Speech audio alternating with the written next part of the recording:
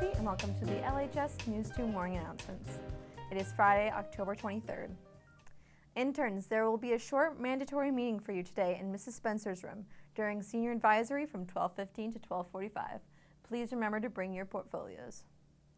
Attention seniors, in regards to yearbooks, your senior packet is due Friday, October 30th. That is next Friday. If you need another copy, please see Mrs. Spencer. Today, representatives Merrimack College and Fisher College will join us at noon and 2 p.m. If you are interested in either of these schools, please seek guidance. Picture retakes will be held on Monday, October 26th. Please make sure to tell your advisors if you are planning on doing retakes so they can get you onto the schedule as needed. And on to sports, the middle school field hockey team will host Whitefield in a 4 o'clock game. There is a high school TSA meeting/work session on Monday, October 26th after school until 5 p.m. in the Tech Ed Room, 5133. New members welcome.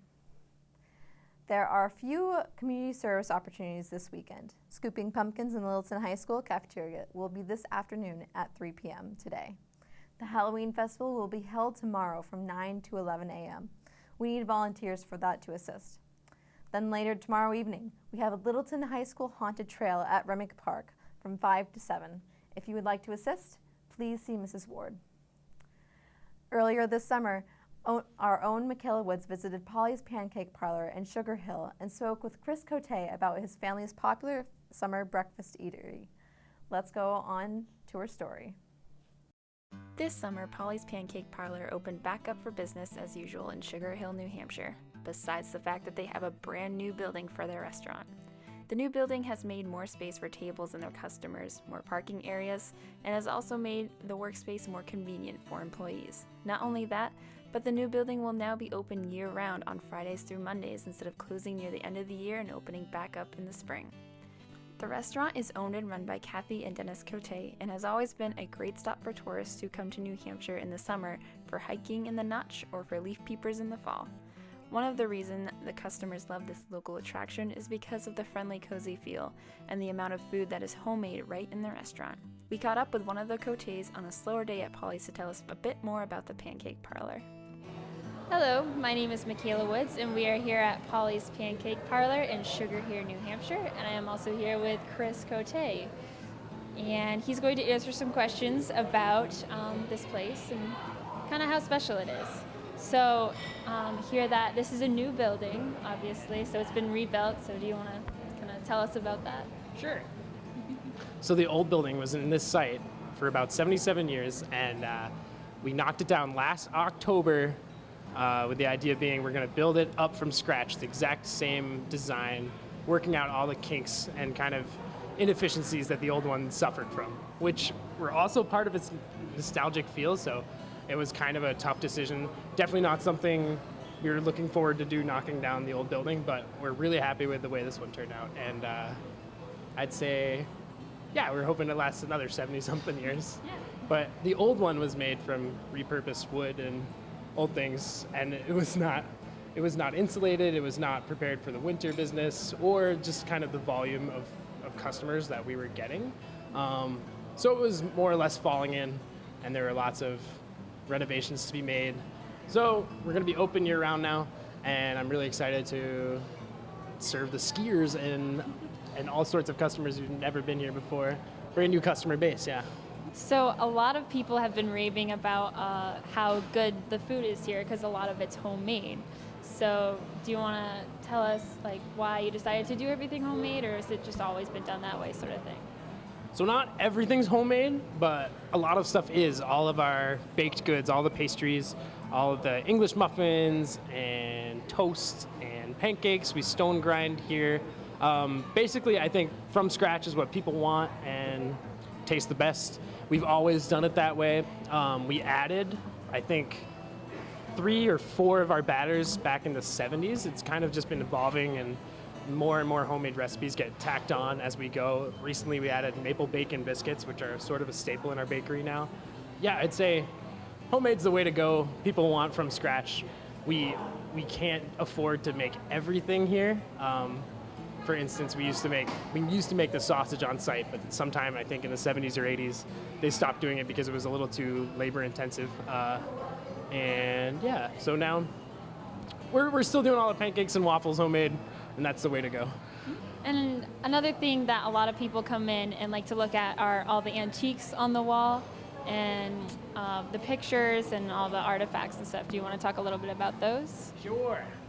So all of them kind of have their own heritage, and they've made it in here as kind of a identity for people who run the parlor. I would say a lot of it is from my great-grandfather, Sugar Bill Dexter, and his first wife, Lucy, and then his second wife, Polly, after Lucy passed away. But then his daughter's husband, Roger, did a lot to increase the amount of Polly's swag you see on the walls. I would say, yeah, all the license plates up there, they say Roger and Nan on them. Those are their actual license plates from their cars. And all these antiques have been either in the old parlor or have been in the barn for decades upon decades. All those signs out front were actual old Polly signs. All the signs on the wall are actual signs that were used at some point in the last century for Polly's. And we've just kind of taken them out of the barn, dusted them off, and now that we have room for them in this bigger building, and threw them on the walls. So, yeah. Oh, and I should say, we're going to be adding pieces of kind of myself and my sister now that we're coming into the business, not taking it over yet, but she's going to be adding like Breyer horses because she collected a bunch of Breyer horses when she was little. We just had another Triple Crown winner this year, so she's got all the Triple Crown winners, probably going to hang them up on the wall. I'm going to add some of my Star Wars toys from when I was little, which is maybe like a little controversial, but I don't think so much.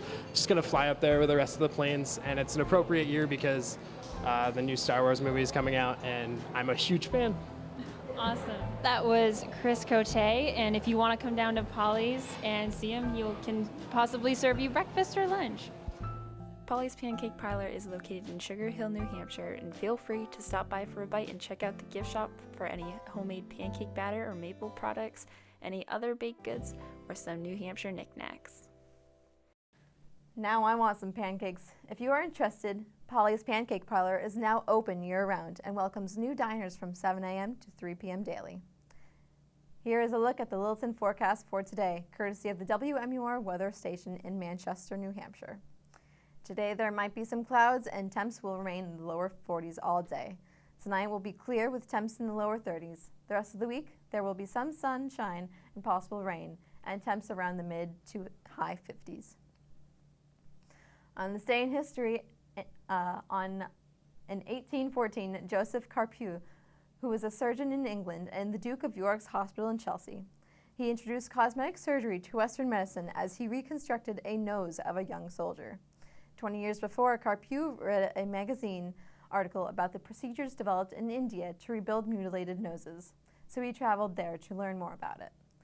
When he returned, he wanted to try it himself and selected a patient whose nose was eaten away by mercury, which was a treatment for some diseases at that time period. This operation was a great success because the flap of skin for his new nose came from the patient himself.